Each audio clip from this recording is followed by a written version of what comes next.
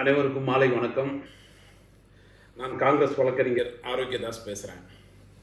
இன்றைக்கி சோசியல் மீடியாவில் திராவிட முன்னேற்ற கழகத்தினுடைய நிர்வாகிகள் வந்துட்டு இன்றைக்கி என்ன சொல்லி காங்கிரஸ் அவதூறு பண்ணிகிட்டு இருக்கிறாங்கன்னா, காங்கிரஸ் வந்துட்டு எலெக்ஷன் முடிஞ்ச உடனேயே, அதாவது ஈரம் காய்வதற்குள்ளாக வந்துட்டு தமிழக வெற்றி கழகத்தை ஆதரிக்கணுன்ற பேரில் நம்பிக்கை துரோகம் செஞ்சிட்டாங்க, மோசடி செஞ்சிட்டாங்க அப்படின்ற மாதிரியான ஒரு சோசியல் மீடியாவில் தொடர்ந்து வந்துட்டு ஒரு அவதூறு பரப்பிட்டு இருக்காங்க.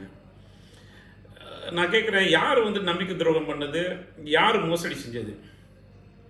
2021 உங்கள் கூட கூட்டணி வச்சோம், நீங்கள் அரியணையில் ஏறினீங்க, அனைத்து பதவிகளிலும் அமர்ந்தீங்க. குறிப்பாக சென்னை உயர்நீதிமன்றத்தில் உங்களுடைய நிர்வாகிகள் அனைவரையும் வந்துட்டு அரசு வழக்கறிஞராகவும் பல்வேறு கட்ட சூழ்நிலைகளில் வந்துட்டு பல்வேறு நிலைகளில் வந்துட்டு அவங்கள அரசு வழக்கறிஞராக நீங்கள் நியமிச்சிங்க.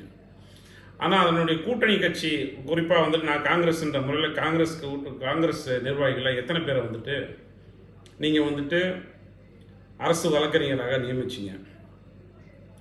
எங்கள் தமிழக காங்கிரஸ் கட்சி சார்பாக எங்களுடைய சேர்மன் தொடர்ந்து வந்துட்டு மூத்த வழக்கறிஞர் என்ஆர் இளங்கோ அவர்களை தொடர்பு கொண்டு மற்றும் மற்ற நிர்வாகிகளை கூட தொடர்பு கொண்டு எங்களுக்கும் வந்துட்டு உயர்நீதிமன்றத்தில் இருக்கக்கூடிய அரசு வழக்கறிஞர் பொறுப்புக்கு எங்களையும் நியமிங்க கூட்டணி கட்சி என்ற முறையில் அப்படின்னு சொல்லிட்டு தொடர்ந்து வேண்டுகோள் கொடுத்துக்கிட்டே வந்தோம். எந்த ஒரு பொறுப்புக்கும் யாரையுமே வந்துட்டு நியமிக்கிறதுக்கு உங்களுக்கு மனசே வரவே இல்லை. ஆனால் கடந்த ஒரு வருடத்துக்கு முன்பாக தான் வந்துட்டு எங்களுடைய சேர்மன் திரு சந்திரமோகன் அவர்களை வந்துட்டு அடிஷ்னல் அட்வொகேட் ஜெனரலாக நியமிச்சிங்க. ஆனால் அதை தவிர வேறு எந்த பொறுப்பும் நீங்கள் யாருக்குமே கொடுக்கவே இல்லை. இதுதான் நம்பிக்கை துரோகம், இதுதான் பச்சை துரோகம், இதுதான் மோசடி. அப்படி பண்ணிட்டு இன்றைக்கி வந்துட்டு காங்கிரஸ் கட்சியை வந்துட்டு நம்பிக்கை துரோகம், மோசடி அப்படிங்கிறீங்க. அது மட்டும் இல்லை, நாங்கள் கடந்த வருஷம் வந்துட்டு கடந்த சட்டமன்ற தேர்தலில் எங்களுடைய மாநில தலைவர் சலகிரி வந்துட்டு பெரும் மதிப்பிற்குரிய தலைவர் உங்களுடைய அறிவாலயத்திற்கு வந்தப்போ நீங்கள் பண்ண ஹியூமிலியேஷனாலேயே வெளியில் வந்துட்டு கண்ணீரோடு பேட்டி கொடுக்குற மாதிரியான ஒரு சூழ்நிலை ஏற்பட்டுச்சு. இப்போ சொல்லுங்கள், யார் நம்பிக்கை துரோகம் பண்ணுறது, யார் மோசடி பண்ணுறது? இப்படியாப்பட்ட ஒரு சூழ்நிலை தொடர்ந்ததுன்னா உங்களுடைய இயக்கத்தை நம்பி எந்த தோழமை கட்சி வந்துட்டு உங்கள் கூட ட்ராவல் பண்ண முடியும்? நாங்கள் என்ன உங்களுக்கு அடிமை சாசனம் பண்ணி கொடுத்துருக்கோமா என்ன? எலெக்ஷன் முடிஞ்சதுக்கு அப்புறமும் நீங்கள் என்ன தப்பு பண்ணாலும் அதை நாங்கள் பின்தொடர்ந்து வருவோம் அப்படின்னு சொல்லிட்டு. காங்கிரஸ் கட்சியும் ஒரு அரசியல் கட்சி, நாங்களும் அரசியல் பண்ணி தான் ஆகணும். அதை விடுத்துட்டு இன்றைக்கி சோசியல் மீடியாவில் உட்காந்துட்டு வாய் புளித்ததோ மாங்காய் புளித்ததோ என்பது போல் வந்துட்டு காங்கிரஸ் கட்சி நம்பிக்கை துரோகம் பண்ணிடுச்சு அப்படின்னு சொல்லக்கூடிய சூழ்நிலை இருக்குது. உங்களுடைய நிர்வாகிகள் என்னைக்கு வந்துட்டு அவங்களுடைய மனதை மாற்றிக்கொண்டு தோழமை கட்சிகளையும் சமமாக நடத்தக்கூடிய மனநிலைக்கு வராங்களோ அன்னைக்கு தான் ஒரு தோழமை கட்சி உங்களுடன் தொடர்ந்து வந்து பயணிக்க முடியும். ஆனால் நான் இன்னமும் வந்துட்டு திராவிட முன்னேற்ற கழகத்தினுடைய கொள்கையோ அதனுடைய தலைமையோ குறை சொல்ல மாட்டேன். ஏன்னா வந்துட்டு திராவிட முன்னேற்ற கழகத்தினுடைய கொள்கை வந்துட்டு அதில் எங்களுக்கும் உடன்பாடு இருக்கனால தான் கடந்த 22 வருடமாக வந்துட்டு உங்கள் கூட சேர்ந்து ட்ராவல் பண்ணோம்.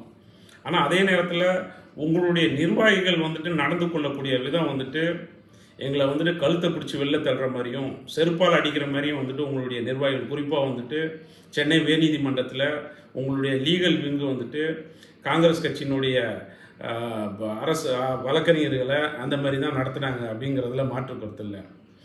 உங்கள் மேலே வந்துட்டு திராவிட முன்னேற்ற கழகத்தினுடைய இந்த நிர்வாகிகள் மீது, குறிப்பாக வந்துட்டு வழக்கறிஞர் துறையினுடைய நிர்வாகிகள் மீது எங்களுக்கு மட்டுமல்ல மற்ற தோழமை கட்சிகளுக்கு கூட மன குமுறல் இருக்குது.